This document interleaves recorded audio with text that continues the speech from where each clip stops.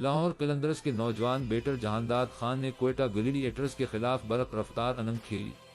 Gaddafi stadium में खेले जा रहे मैच में कलंदर्स ने पहले बैटिंग करते हुए मुकर्रर ओवर्स में 7 विकेटों के नुकसान पर 186 रन बनाए और ग्लैडिएटर्स को 188 रन का हदफ दिया। ओपनर साहबजादा फरहान 62 रन के साथ नुमाया रहे।